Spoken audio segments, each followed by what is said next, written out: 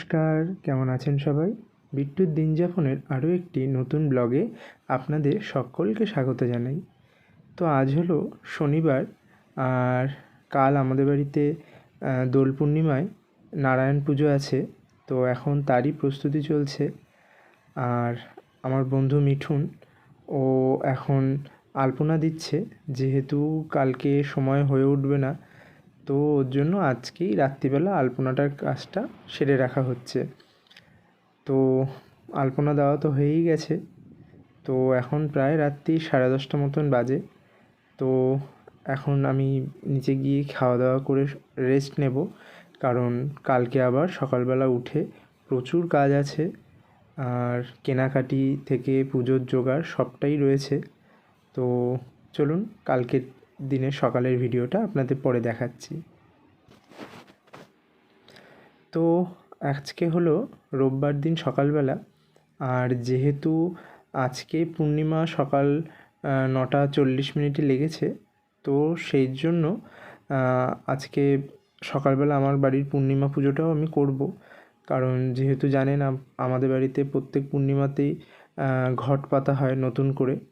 তো সেই পুজোটা এখন করে নেব, দিয়ে তারপর আমি নিচে গিয়ে সত্যনারায়ণ পুজোর জোগাড়টা করব। তো আমার এদিকের পুজো হয়েই গেছে, দেখতেই পাচ্ছেন। তো এখন তাড়াতাড়ি করে এইদিকের পুজোটা সেরে নিলাম, কারণ যেহেতু এখনও অনেক কাজ বাকি। বিকেল 5:30টায় পুজো শুরু হবে, আর এখন প্রায় 2টো মতন বেজে গেছে দুপুর। এখন অনেকটাই পুজোর কাজ বাকি রয়েছে।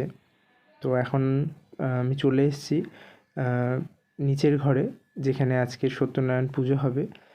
তো দেখতেই পাচ্ছেন সব কিছু এনে রাখা হয়েছে, কিন্তু এখন কিছুই জোগাড় হয়নি। তো চলুন এবার বসি পুজোর জোগাড়টা করতে। 5:30টায় ঠাকুরমশাই আসবেন, তার আগে অনেক কিছু গোছানোর রয়েছে। তো প্রথমেই আমি ঠাকুরের আসনটা গুছিয়ে নিলাম, কেননা এইটাই সবার প্রথম কাজ। এটা করে নিলে তারপর বাকি কাজ আস্তে আস্তে হয়েই যাবে। তো আমার মোটামুটি ঠাকুরের আসন গোছানো হয়ে গেছে, আর এদিকে ঠাকুরের পুষ্পপত্রও রেডি, আর ঠাকুরের ঘটও সাজানো হয়েই গেছে, দেখতেই পাচ্ছেন। আর ওদিকে ঠাকুরের পুজোর সামগ্রীও গোছানো হয়ে গেছে। এখন নৈবেদ্যটা গোছাবো, আর মা আমাকে ফলগুলো সব গুছিয়ে দিচ্ছে।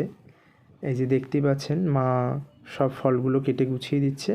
তো এরপর আমি নৈবেদ্যটা গুছিয়ে নেব। তো নৈবেদ্য গোছানো আমার হয়েই গেছে, দেখতেই পাচ্ছেন। তো এখনও কিছু জোগাড় বাকি আছে।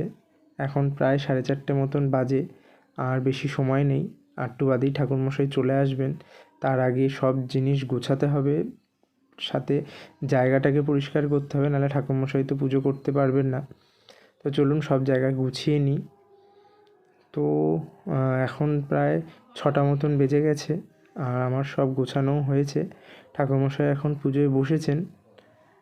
তো এখন আগেই প্রথমে নারায়ণ শিলার স্নান করানো হচ্ছে, এরপর ঠাকুরমশাই পুজো শুরু করবেন।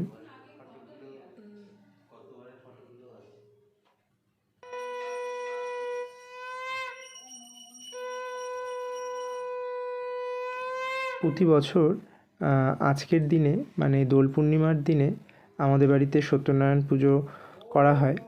এবং যেহেতু আমাদের পুজোটা প্রদোষকালে হয়, এবং এই সময়টা এই সন্ধেবেলাই থাকে, ঠিক গোধূলি লগ্ন থেকে আমাদের পুজোর সময়টা থাকে।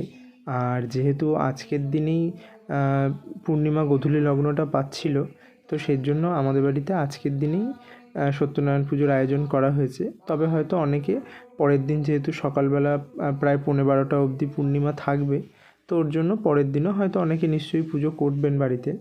কিন্তু আমাদের বাড়ির সত্যনারায়ণ পুজোটা প্রত্যেক বছর ঠিক এই সময়ই করা হয়, সন্ধেবেলায়। তো এই দেখুন আমার গোপাল মহারাজ সেজেগুজে বসেছেন, আবির নিয়ে, পিচকারি নিয়ে। তো এখন ঠাকুরমশাই পুজো করছেন, এরপর পুষ্পাঞ্জলি হবে। তো দেখুন আমার সব গোছানো তো হয়েই গেছে, আপনাদেরকে দেখাই আজকের ঠাকুরের পুজোর গোছানোটুকু। খুব তাড়াহুড়োর মধ্যে যেটুখানি আমার মতন করে পেরেছি গোছানোর চেষ্টা করেছি। তো এখন পুষ্পাঞ্জলি হয়ে গেছে, ঠাকুরমশাই এখন ব্রতকথা শোনাচ্ছেন। ব্রতকথা হয়ে গেলে তারপর ঠাকুরের আরতি হবে।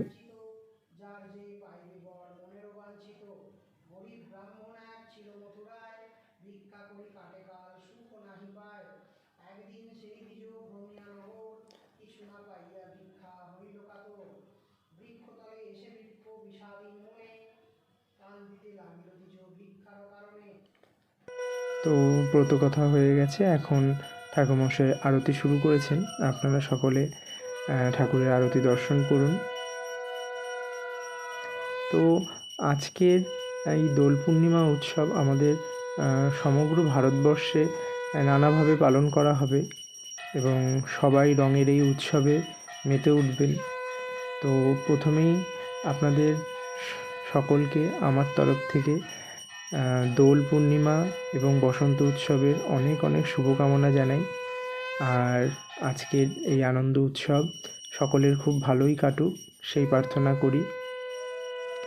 তো বলা হয় এই দোল উৎসব নিয়ে কিছু কাহিনী কথা প্রচলন আছে। যেমন বলা হয় যে শ্রীকৃষ্ণের গায়ের রং যেহেতু শ্যামলা ছিল এবং রাধারানী ছিলেন অপূর্ব সুন্দরী এবং ওনার গায়ের রং ছিল ফর্সা, তো এই নিয়ে রাধা এবং কৃষ্ণের মধ্যে একদিন বাক বিতণ্ডা হয়েছে।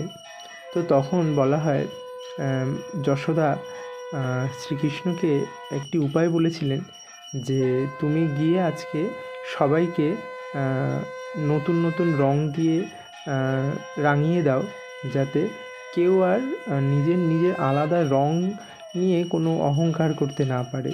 সবাই যেন আজকে নানা রকমের রঙে রঙিন হয়ে ওঠে। তো বলা হয় নাকি এইভাবেই দোল পূর্ণিমা বা দোল উৎসবের সূচনা হয়, রঙের উৎসবের সূচনা হয় রাধাকৃষ্ণের হাত ধরে, যা আজকে আমাদের সমগ্র ভারতবর্ষে আমরা খুব আনন্দ এবং উল্লাসের সাথে পালন করে থাকি। তো এরকমই কিছু কথা এবং কাহিনী তো সব পুজো রিচুয়ালস সব কিছুর সঙ্গে জড়িয়েই থাকে। যাই হোক, এখন আমাদের ঠাকুরের আরতি চলছে। আরতি হয়ে গেলে তারপর ঠাকুরমশাই হোমে বসবেন, হোমযজ্ঞ শুরু হবে।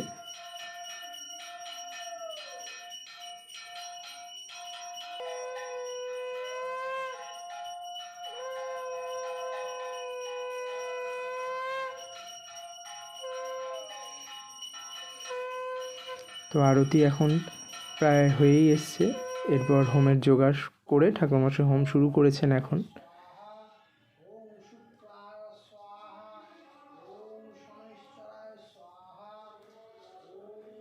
হোমযজ্ঞ হয়ে গেলে আজকের পুজো হয়ে যাবে। তারপর সবাইকে প্রসাদ বিতরণ করার রয়েছে। আর এখন অনেকটাই রাতও হয়েছে, প্রায় 7:30 8টা মতন বাজতে যায়।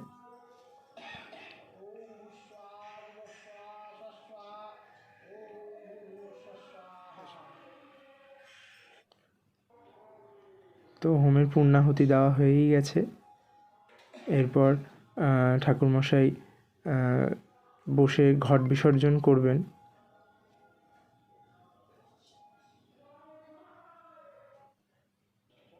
তো এখন ঠাকুরমশাই বসেছেন ঘট বিসর্জন করতে। এরপর ঘট বিসর্জন হয়ে গেলে তারপর শান্তির জল দিয়ে আজকের পুজো এখানেই সমাপন হবে। তো এখন প্রায় 8টা বেজে গেছে আর ঠাকুরমশাইয়ের পুজো হয়ে গেছে। তারপর আমি প্রসাদ গুছিয়ে সবাইকে দিতে দিতে অনেকটাই রাত হয়ে গেছিলো এবং এর মাঝখানে আমি আর সময় করে উঠতে পারিনি যে আলাদা করে ভিডিওটা করতে পারবো, কারণ অনেক ব্যস্ততা ছিল। সবাই এসে গেছিলো প্রসাদ নিতে বা আশেপাশেও প্রসাদ বিতরণের ব্যাপার ছিল। তো সেই জন্য আমি আর এর পরের ভিডিওটা করে উঠতে পারিনি। আজকের ভিডিওটা এই অবধি করতে পেরেছিলাম আমি। তো দেখতেই পাচ্ছেন যে সবাই বসে আছে। এখন 8টা বেজে গেছে। এখন আর একটু কিছু সময় লাগবে, তারপর আমি প্রসাদটা গুছিয়ে সবাইকে বিতরণ করার ব্যবস্থা করব। তো আজকের ভিডিওটা এইখানেই। আবার এরপরে আমার বাড়ির কালকের সকালের পুজো, মানে দোল পূর্ণিমার দিনে সকালের পুজোটা কেমন হলো সেইটা দেখাচ্ছি আপনাদের। তো এটা হলো সোমবার দিন সকালবেলা। সকাল এখন প্রায় 8টা মতন বাজে। আমি এখন চলে এসেছি ঠাকুর ঘরে। যেহেতু আজকে দোল উৎসব রয়েছে, তো আগের দিন যেহেতু পুজোর ব্যস্ততার জন্য আমি ঠিক মতন ঠাকুর ঘরের পুজোটা করে উঠতে পারিনি, তো ওর জন্য আজকে সকালবেলা ঠাকুরকে ঠিকঠাক মতন পুজো করে ঠাকুরকে ফল প্রসাদ গুছিয়ে দিলাম।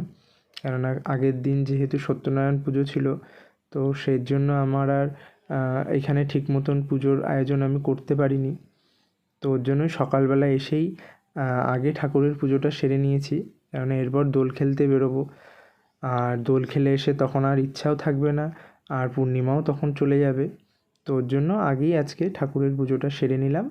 নিয়ে তারপর আমি এখন দোল খেলতে বেরোবো। আর আপনাদেরও দোল পূর্ণিমা বা বসন্ত উৎসব কেমন কাটলো সেটা অবশ্যই আমাকে কমেন্ট করে জানাবেন। আর আমার ভিডিওটা ভালো লাগলে লাইক ও সাবস্ক্রাইব করবেন। আর সবাই ভালো থাকবেন, সুস্থ থাকবেন। ধন্যবাদ।